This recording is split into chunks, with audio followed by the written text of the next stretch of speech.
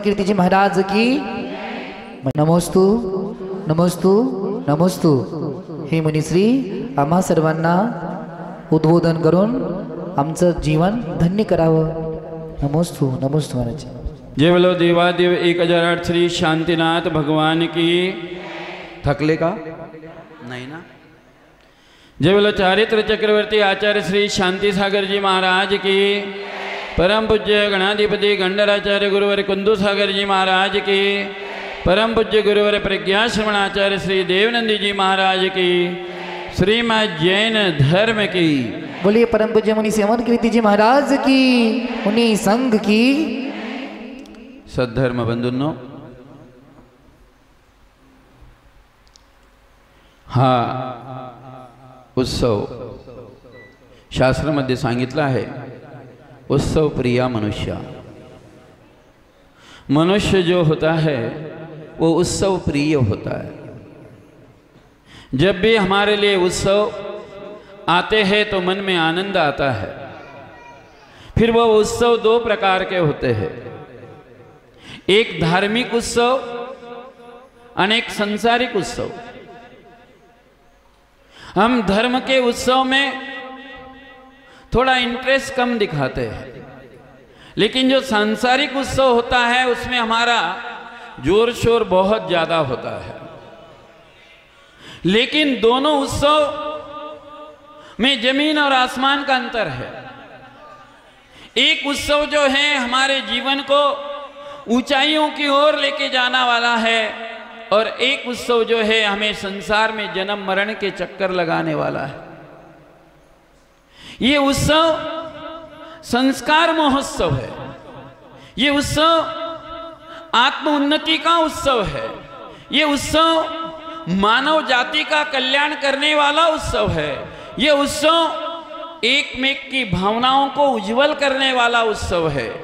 क्योंकि जिस प्रभु की आराधना हम कर रहे हैं, उस प्रभु ने हमें संसार में जीना सिखाया, हमें मानवता का पाठ दिया।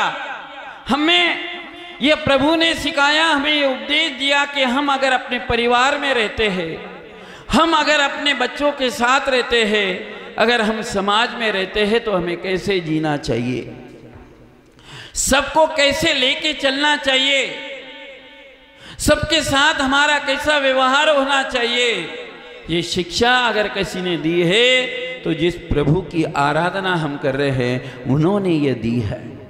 हमारे तीर्थंकर ऋषि मुनि जहां पर तपस्या करते थे, जहां पर साधना करते थे, कहते हैं कि मनुष्य ही नहीं, तिर्यंच ही नहीं, क्रूर पशु जो जानवर एक दूसरे को खाने वाले हैं, ऐसी अपनी वैर भावना को छोड़कर एक साथ में बैठ के भगवान के चरणों में नतमस्तक हो जाते हैं। ऐसे हम प्रभु की आराधना कर रहे हैं, ऐसे हम प्रभु की भक्ति कर रहे हैं। इसलिए ऐसी भक्ति करने के कारण ही हमारे मन में प्रेम और सौहार्दता और सौजन्यता का वातावरण निर्माण होना चाहिए। यही भगवान की पूजा और आराधना का फल है। आचार्य पूज्यपाद स्वामी कहते हैं, एकापि समर्थेयम जिन भक्तिम दुर्गतिम निवारयेतुम पुण्यानि च पुर्यन्तु दान्तु मुक्तिश्रेय कृतिना। हे भगवान, इस संसार में एक जिनेंद्र भगवान की भक्ति है, एक जिनेंद्र भगवान की भक्ति है जो हमारे जीवन में एक पुण्य को दे सकती है, हमारे संसार में अनंत सुखों को दे सकती हैं, हमारे लिए मोक्ष के सुख को दे सकती है।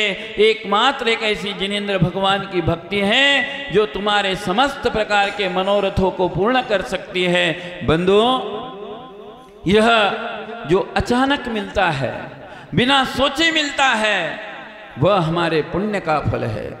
और ऐसा आपने कभी सोचा नहीं था और हमने भी नहीं सोचा। हम श्रवण बेलगोला से आ रहे हैं, भगवान गोमटेश्वर और वेणुर का महामस्तकाभिषेक करके देख के आ रहे हैं कि भव्य वहां पर महामस्तकाभिषेक। और ऐसा ही हमें नहीं मालूम था एक कुंथुगिरी में महोत्सव हुआ और अचानक ये इंदापुर में मुनि सूरतनाथ भगवान का यह महोत्सव बड़े ही शालीनता के साथ, बड़े ही आत्मीयता के साथ हमारे समस्त कार्यकर्ताओं ने, हमारे प्रतिष्ठाचार्यों ने, संगीतकार ने और आप सब लोगों ने पेश किया है। अभी पूरा नहीं हुआ क्योंकि अभी तीसरे दिन का महामस्तक अभिषेक दोपहर को बाकी है, लेकिन फिर भी जैन शासन में सबसे पहले कार्यक्रम के पहले ध्वजारोहण किया जाता है। क्यों किया जाता है? आप सब जगह जाते हैं तो ध्वजारोहण सबसे बाद में होता है, जब कार्य पूर्ण हो जाता है तब पताका लाई जाती है। लेकिन जैन धर्म में ये होता है कि कोई भी कार्य करने के पहले सबसे पहले ध्वजारोहण होता है, क्योंकि जैन धर्म के व्यक्ति को ये विश्वास होता है, उसके भक्ति पर ये विश्वास होता है कि हम जिनेंद्र भगवान का कार्य करने वाले हैं, हमारा कार्य आनंद और यशस्वी पार होने ही वाला है, ये विश्वास सम्यक दृष्टि को होता है। इसलिए ध्वजारोहण सबसे पहले करके हम विजयश्री की पताका पहले ही लहराते हैं। ये जैन धर्म में जब भी कोई मांगलिक कार्यक्रम होता है तो सबसे पहले ध्वजारोहण करके हम अपनी सिंहासन की महती प्रभावना करते हैं। बड़ी सब लोगों ने बड़ी भक्ति, श्रद्धा और आस्था के साथ यह कार्यक्रम का आनंद लिया है। पूरे नगरवासी अथवा सभी प्रकार के इस महाराष्ट्र की इधर की समाज ने यह पूरा आनंद लिया है। भगवान की भक्ति जितनी करो उतना कम है। अगर आप इस भक्ति के बीज अपने तक न सीमित के अगर इन बच्चों के अंदर डालोगे तो निश्चित रूप से आने वाला तुम्हारा भविष्य जो है वह 21,000 वर्ष जो जिनेंद्र भगवान ने, महावीर भगवान ने हमारे लिए कहा है कि जिन शासन कहाँ तक चलेगा, तो अभी पंचम काल 21,000 वर्ष का है, उसमें 2,500 वर्ष हुए, अभी 18,500 वर्ष तक ये जिन शासन चलने वाला है, जिनेंद्र भगवान का शासन चलने वाला है। तो ऐसे 18,500 वर्ष तक उसको बढ़ाने की जिम्मेदारी अगर किसके ऊपर है तो वह दिगंबर जैन समाज के ऊपर है कि हमारे लिए चाहिए कि भगवान जिन शासन की हम कैसी सेवा कर सकते हैं, कैसे हम अपनी इस परंपरा को, कैसे हम इस धर्म की धुरा को आगे तक पहुंचाते पहुंचाते 18,500 वर्ष तक, क्योंकि एवढी आयु आमची नहीं, इतनी उम्र नहीं है उनकी 18,500 वर्ष तक।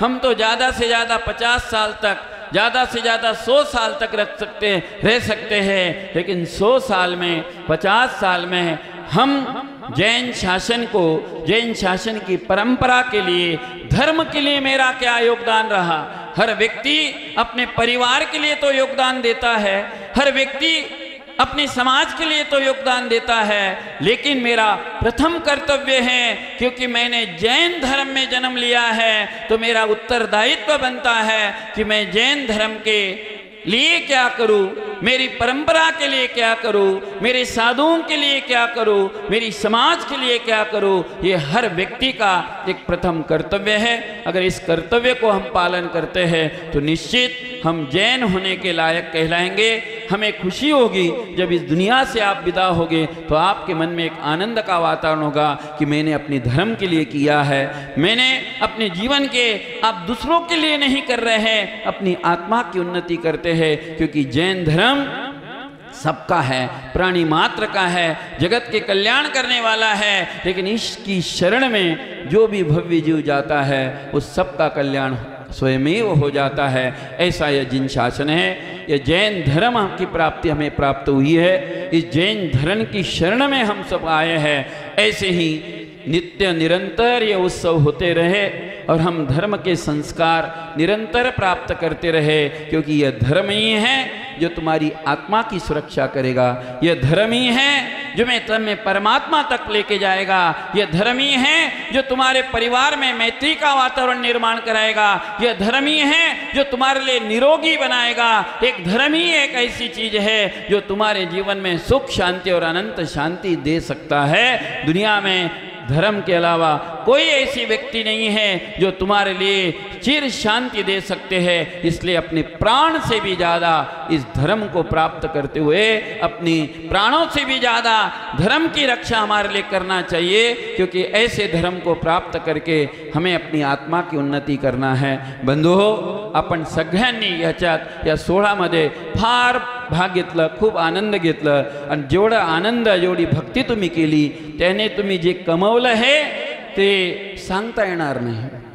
जो पुण्य आपने कमाया है, अगर कोई करोड़ों रुपया व्यक्ति भी आपके लिए दे दे, अगर वो पुण्य आपके से मांगे तो भी उसकी बराबरी नहीं कर सकता है। ऐसा पुण्य आपने कमाया है, ये पुण्य आपकी सुरक्षा करेगा, यह पुण्य आपके लिए पुनः अगले जन्म में जैन धर्म की प्राप्ति कराएगा। तो आप सबके लिए पुनः जैन धर्म की प्राप्ति हो, आप अपने जीवन में इस मंगलमय पवित्र इस ऐसे प्रभु के लिए हमेशा प्राप्त हो। आपकी आत्मा मंगल हो, आपकी आत्मा का कल्याण हो, आप सबके जीवन में सुख शांति और समृद्धि की प्राप्ति हो। ऐसे मंगल आशीष देते हुए मेरे 2 शब्दों को विराम देता हूँ। जय बोलो महावीर भगवान की। बोलिए परम पूज्य मुनि श्री अमर कीर्ति जी महाराज की, युगल मुनि महाराज की, आज के आनंद की।